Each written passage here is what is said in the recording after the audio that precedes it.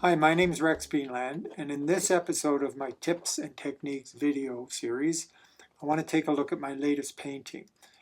For me, it's a new subject. I haven't done anything like this before, so I'm really excited by it. And let's take a look at the photo that I used. Here's the original photo.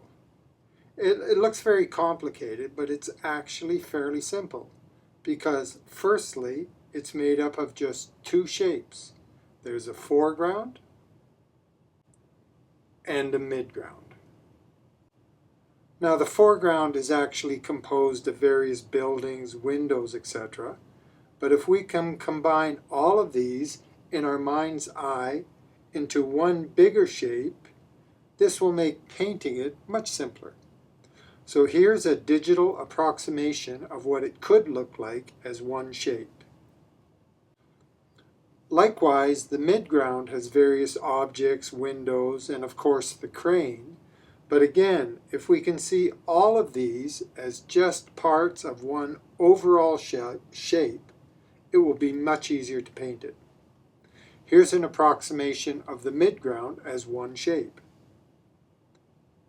So our first job is to be able to see this photo as just these two basic shapes. Secondly, the value pattern for the two shapes is also very simple. Overall, the foreground is darker, even though it has some lighter parts in it. So let's represent the foreground like this.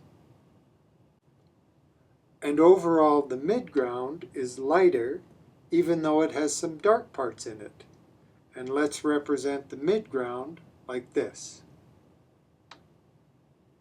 So if we use this value pattern, it will encourage the eye to travel from the foreground to the midground, which will effectively move the eye throughout the painting. So now we have a basic blueprint to follow for painting this subject. Now here is a black and white version of the photograph, and one thing you'll notice is that all the buildings are tilting in towards the middle. And in reality, of course, they aren't. They all go straight up and down, but this is an artifact due to the nature of a camera lens. It tends to distort them.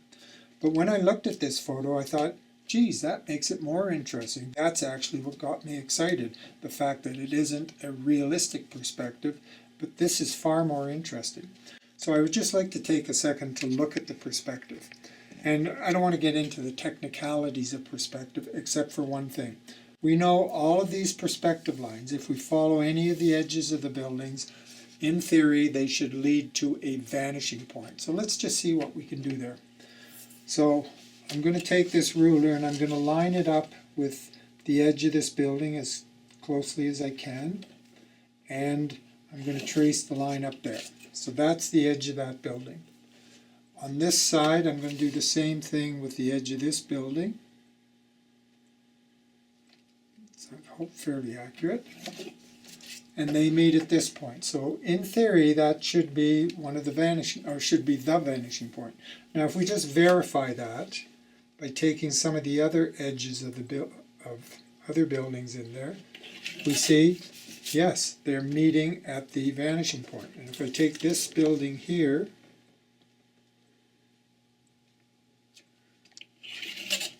now it's not meeting exactly, but that's close enough that it's going to read as true perspective. And so we can carry on taking any of the edges, and we see that by and large they all go to a vanishing point right here.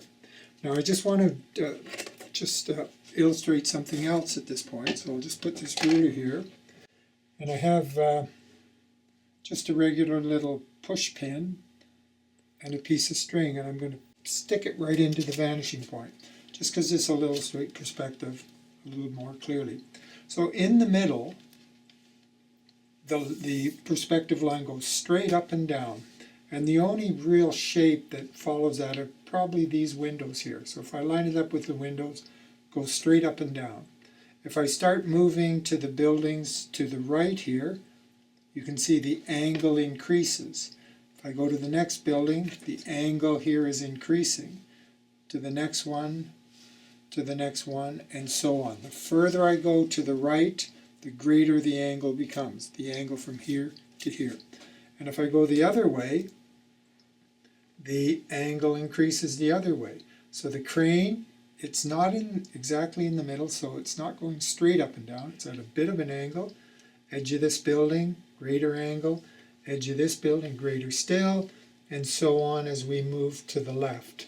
So that all the lines of perspective of all these buildings are pointing us to this one point here we call the vanishing point. And that makes this, in my mind, a far more interesting painting than if it was done realistically.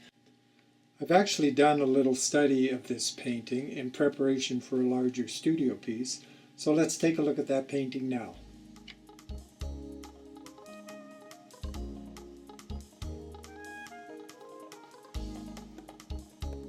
I hope you've enjoyed this video clip as much as I've enjoyed working on this painting. Thanks for watching, and I hope to see you next time.